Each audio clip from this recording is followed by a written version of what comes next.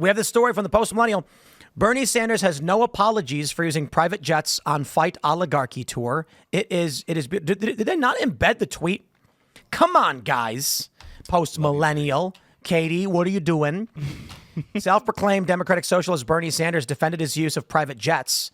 He spent more than $221,000 on luxury aircraft with him and AOC. He made an appearance on Fox News. We have the video here. Obviously, there is a lot to be. Okay, I'm not going to dig through that, so I'll just find the post on X because it's funny. And Bernie Sanders, he said, "I apologize for nothing." So here's what I ended up doing. I actually looked up the jets they were using. Guys, let me tell you, the jets they were using, no joke. Here, there's a better one than that. Let me find this one. You run a campaign and you do 3 or 4 or 5 rallies in a week. The only way you can get around to talk to 30,000 people. Can you get the screen? You run a campaign and you do 3 or 4 or 5 rallies in a week. The only way you can get around to talk to 30,000 people. Think I'm going to be sitting on a waiting line at United?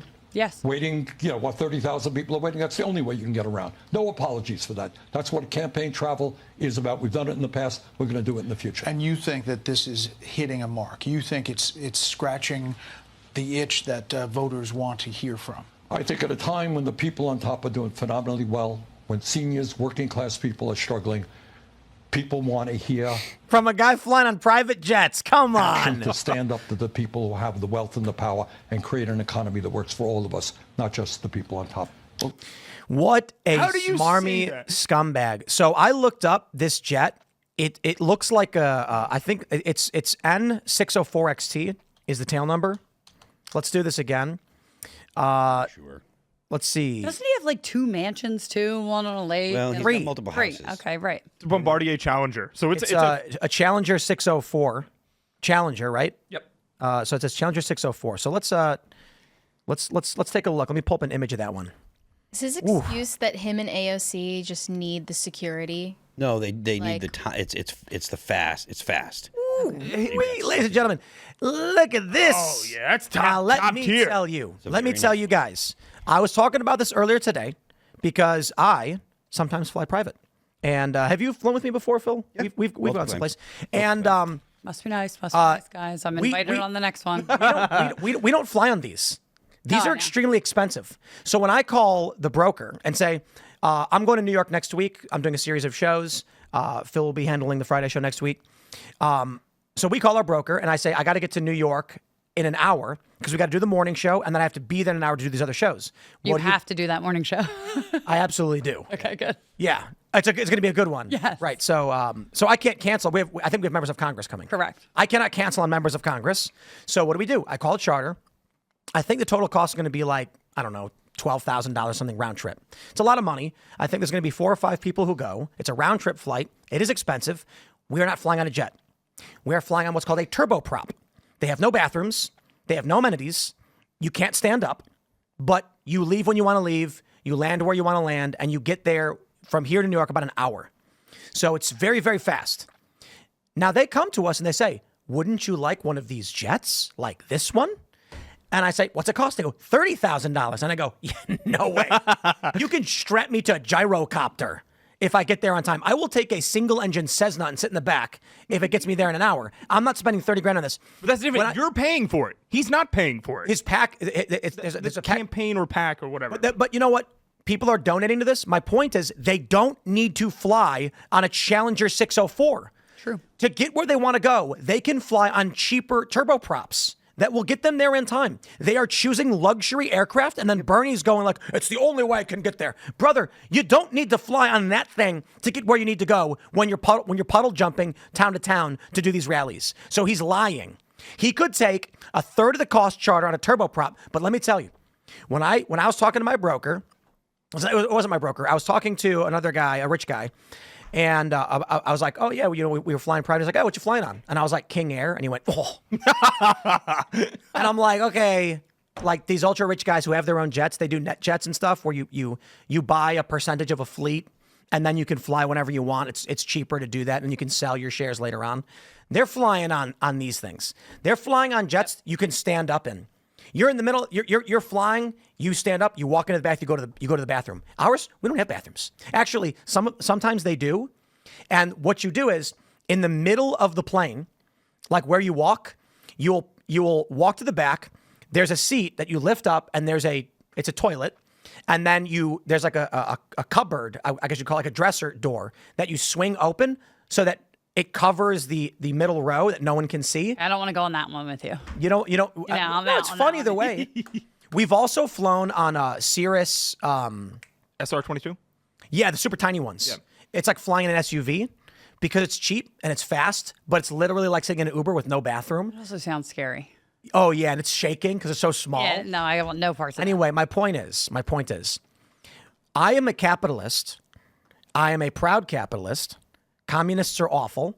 Correct. When I make money and I want to do business that I think is important for my company, I will fly on any private jet I feel like it, and I don't fly on these. And these commies, these socialists, are choosing to fly on these bigger luxury jets. I'm going to stress this. Even if they needed a longer range flight, because some of these turboprops don't have as long a range, you don't need a jet that big. There are 4-seat Hondas that are substantially cheaper that have really long ranges. Bernie is a liar. He is a guy with 3 houses. He's got vacation properties. He's a millionaire. And you know what the worst thing is? Not the worst thing, but the funniest thing? When Bernie became a millionaire, he stopped saying the millionaires and the billionaires. Yeah. He used to go the millionaires and the Now billionaires. it's just people at the top. Now it's just the billionaires.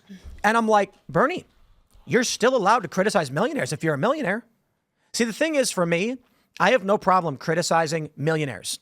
Ultra wealthy individuals, largely liberals who are dumping money into psychotic policies to burn our country to the ground. I think it's absolutely fair to criticize some dude who's got $100 million from whatever, and he's funding Democrats who are burning down their cities. Totally fine. I am also a millionaire. When Bernie stopped saying millionaire, it shows you who he really is. Bernie is a guy, his whole life, was looking through the keyhole of a mansion, watching everybody dance in the beautiful ballroom, jealous, stomping his feet, banging on the door saying, let me in. And they said no. So he turned around and looked at the people and said, these people are evil and bad. But the moment they opened the door, he said, see you later. Hopped on a private jet and flew off. That's all the left is jealous. Yep. Always. Any policy, look at anything they're doing. It's always them jealous of somebody else. I mean, do you have to be, stupid or totally disingenuous to continue believing or at least spouting the talking points that they use and say, the climate change, you can't be flying on the private jets because... You just have to be hateful of people that are successful in the same way that most leftists are. That's really what it boils down to. It's envy. They hate people that have done things that they can't do. That they hate people that are successful. So here's what you do. Here's what I'm going to do from now on. Anytime I fly private, I'm going to hire a $10 an hour climate change activist to get on the plane with me. And then when people are like, what are you doing flying on a private jet? Well, it's the only way me and my climate change activist friend could get around, just like Bernie Sanders. Do you ever? So I do book some of the travel for the people that come on here, and I'm constantly booking flights now. They all have like admissions, like they will tell you when you're booking like a regular commercial air flight, like it has this such and such admissions or whatever, and this one's more eco-friendly. Oh yeah. Like, is anybody actually? If anyone gives a shit, right? Like, is anybody actually taking that into consideration when they're booking their not Bernie commercial flights? I don't know. Or is that just a virtue signal that's if they are rich enough to have the luxury belief in things like climate change, they're not flying commercial. So that's what I think. Yeah. It's the Bernie Sanders of the world. So bad. Yeah. Bernie's is old, and he's probably thinking to himself, I finally made it. It's my turn now. I mean, it's likely there is a lot of that, Yep. It's my turn. Yeah. He says he's on the campaign trail. What's he campaigning for? Is he up again? Nah. Isn't he tired? I'm tired. I'm tired of looking at him. Okay, so no, his re-election isn't until 2030. So what's he campaigning for? Are we doing an AOC Sanders ticket? He has to go to Coachella. He's got to go to Coachella. He's not going to try to go. He's not going to try to be the president. What he's trying to do is raise AOC's. Yep. Yeah, he's trying to. He's 83 years old. Yeah, thank you. He's got to go. Well, I think we don't have to worry about an election. Time will see him out of office. We'll definitely see him out of office, but he's already filed to run for re-election not in to get the show 2030. banned. How long are we talking about? 5 more years? He's going to run again? He'll be the senator for Vermont for as long as he can form a coherent sentence. He's not going to run for president because he's too old to do that. But he's raising AOC's profile. He's giving his socialist bona fides to AOC, trying to put her in a position where she can run for president. And I don't know that she's going to run in 28 or whatever, but she will run in the future. We're building a war chest. Yeah, AOC. The only way AOC can win the presidency is if the Republicans also run a woman. If AOC is up against a man, she loses. Maybe. I think so. Hopefully. The issue is, have you guys ever seen the movie The Adjustment Bureau? I think it's called. No. With Matt Damon. I don't watch movies. You don't watch movies. You ask me any movie, I've never seen it 9 times out of 10. Have you ever heard of Music? Yeah, I listen to. Okay. You ever heard of So this Matt Damon movie is, he's a congressman and he's running for Senate or whatever. He loses. Or no, I think he was running for Congress and he loses or something. And then as he's on stage giving his concession speech, he just goes, he's like, we had a saying back in Red Hook that if you fall, we didn't have a saying in Red Hook. Consultant told me to say that. I made it up. These shoes that I'm wearing, it's the right amount of scuff. They said they didn't want me to look like I'm too rich, but also not like a slovenly guy. And then he basically just starts saying all these things, becomes very popular, and then he wins the next election. That point right there about how consultants go to you and say, this color tie, these kinds of pants, this color suit is true. Because if I'm doing direct sales and I'm trying to convince just Nick to buy this delicious chocolate mint Numa, I take back everything I said about it. It tastes like Oreos, by the way. I have to do very little. It doesn't matter what I'm wearing for the most part. It's a one-on-one conversation. It's easy. But what if I'm trying to sell to 300 million people?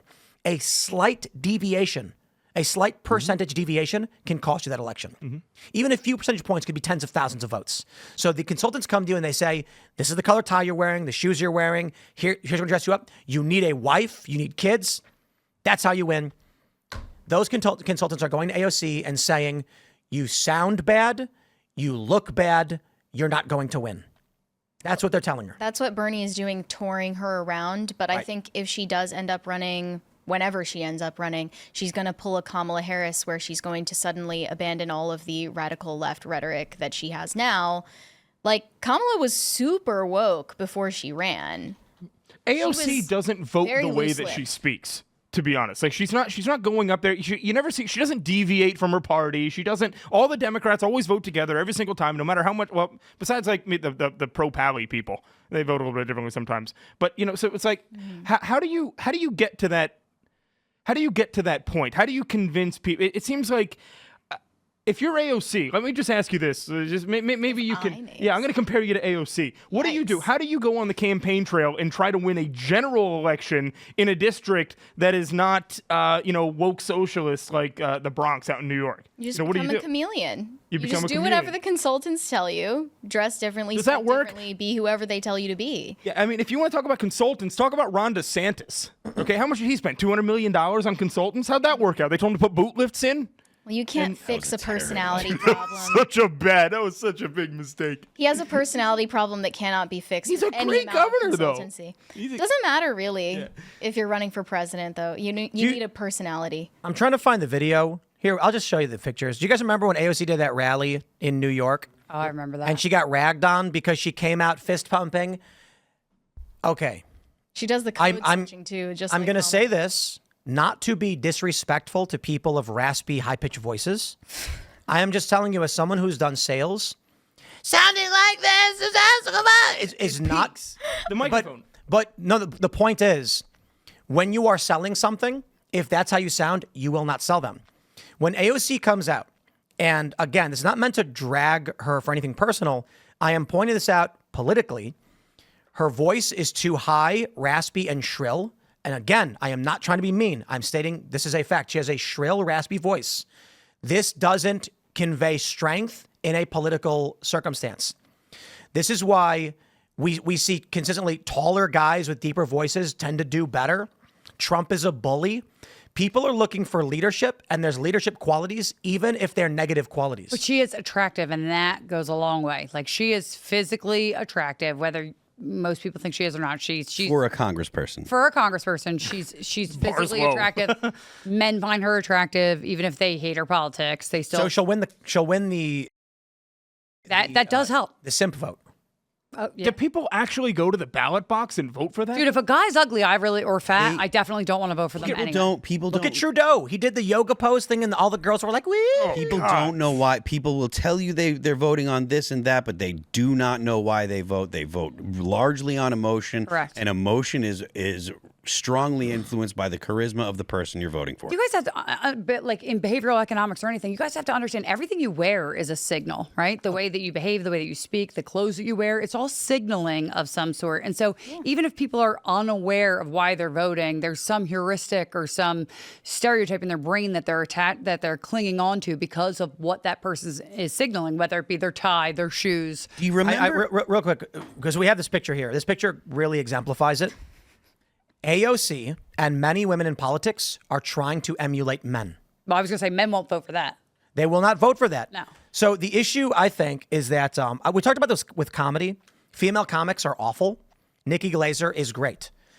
When I watch Nikki Glaser's comedy, it sounds like a woman is talking and she's telling stories and making jokes, and it's really, really funny. Many other female comics tried doing comedy like men. Like, what's her face? Amy Schumer. She's up on stage acting like a guy, and it's like, but you're a woman. Like, men and women are different. There's different expectations, different biases, etc. AOC going up on stage and yelling as if it's a man rallying troops in a great battle for Scotland or something does not convince people. It seems fake. It doesn't work. Nagging and shaming energy. And actually, I think that's why Marianne Williamson resonated with people, because she's soft-spoken and pleasant. And she acted like a woman. She acted like a mom. So there's the patriarchal leadership and the matriarchal leadership. And the patriarchal leadership is the dad wagging his finger going, listen now. And that's what she's doing. Can AOC take notes from Hillary on anything? AOC could take notes from Kim Margaret. Jong-un She could take outfits? notes from Margaret Thatcher. That's what I was going to say. That she Yeah. came off as a lady, Yeah. strong, but still a And she was lady called and the very feminine. Iron Woman. You know, like there was no people didn't consider her weak at all. She was feminine and she came off like a lady, but they considered her to have an iron will, and that's the kind of female that could get elected. AOC's probably not that. I'm not sure if I'm sold that she couldn't get elected, because I do think charisma goes a long way, and I think that as much as we don't find her attractive, I think that there are a lot of people that do find her attractive and Young do find people. her charismatic, but. I want to jump to this next story. Before I do, I want to give a shout out to Diva Dad, who said, all King Airs are not from the 80s. We still build them every day at Beechcraft in Wichita, Kansas, where I have worked for over 27 years. Love the show, Tim. Keep up the good work. That rules. I love the King Air. It gets me where I need to go. It is fast enough. It's not one of these super jets. So shout out to you guys manufacturing these things here in America. I got no beef. Thanks for checking out this clip from Timcast IRL. Make sure to watch the show live Monday through Friday at 8 p.m. Subscribe to this channel, and we will see you all there.